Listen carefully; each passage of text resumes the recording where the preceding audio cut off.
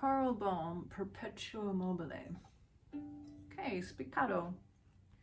So one of the things that's very, very important is we're creating a box with our arm.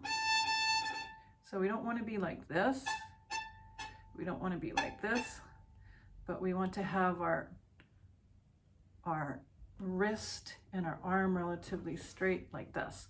And so the feeling is, if we're playing on the string, you'll see that my arm and everything, I'm just resting on that string.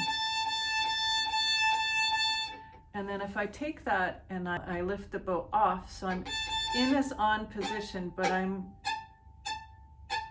pulling the bow off the string, kind of bouncing it. That can be a starting point. The important thing is that I'm coming off and immediately being brought back to the string. So you can practice going up, up, up, down, down, down, down. But the feeling is always that this whole arm, not just the hand, but the whole arm is resting on the string. And from that, you can start using your fingers.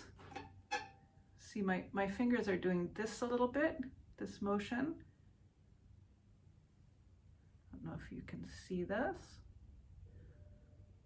Okay, so I'm going from this position to this position. A good exercise to practice is the caterpillar. You pull the bow up, pull the bow down.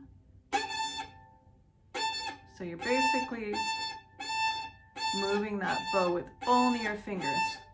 So you're going to need that kind of motion in here and this kind of motion. See how my pinky and my fingers are moving around, okay?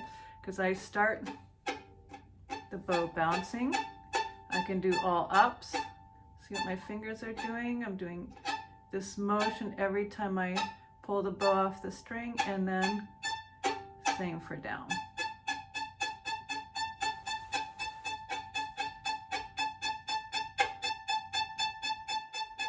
So I'm really resting on the string and just pulling the bow off, and then kind of landing again. So it's this little motion in the fingers you can see, okay? So that's the most important thing, is to know how to do spiccato.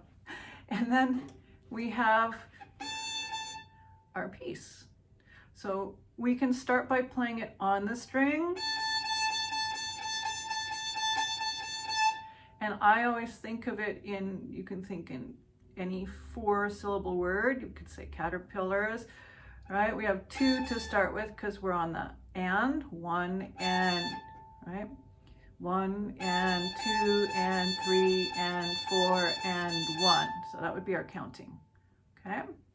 So 1 and 2 and 3 and 4 and 1 and 2 and 3 and 4 and 1. When we're doing this, remembering that we need to have our arm relatively straight like this, or in the middle. See how I'm moving out of my elbow, but I'm going to be using my fingers, right? So I'm on my E string.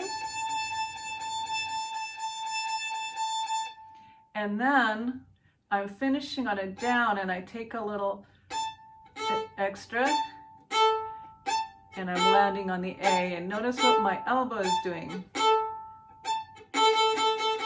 So I had to adjust that elbow now to be on the A string. And then from that A string, I have to jump all the way to the G string. So again, notice how my arm is relatively straight. So I'm going across the strings, keeping the wrist straight.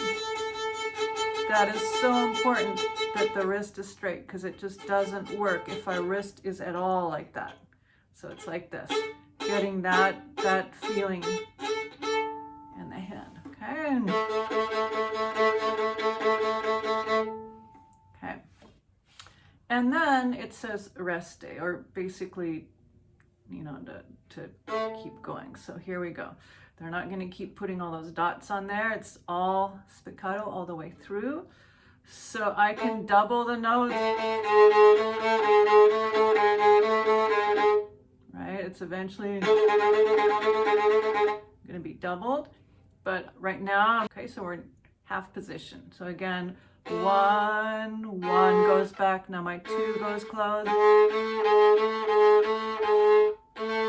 Okay, this is on the second beat of this next bar. Okay, and now I have C sharp, D. We can use open E, and there's a little bit of a retard as we get into our main theme. So this is at the repeat sign. Measure 7. Okay, so now we have 1, 1, 1. I'm leaving my 1 down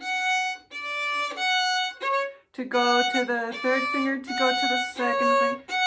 1 across, open string, high 3.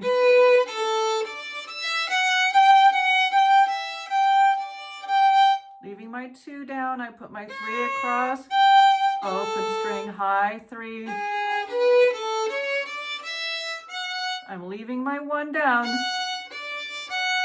In fact, I'm leaving my 1 and my 3. I could play it as a chord. Okay, now I have to get to that E. Okay, so what I'm aiming for is the B, because I'm going up to 4th position.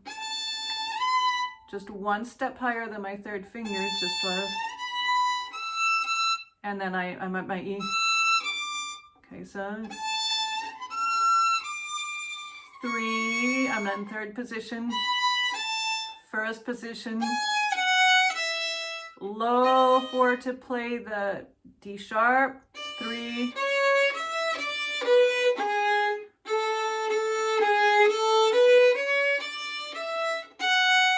okay, so that's part A.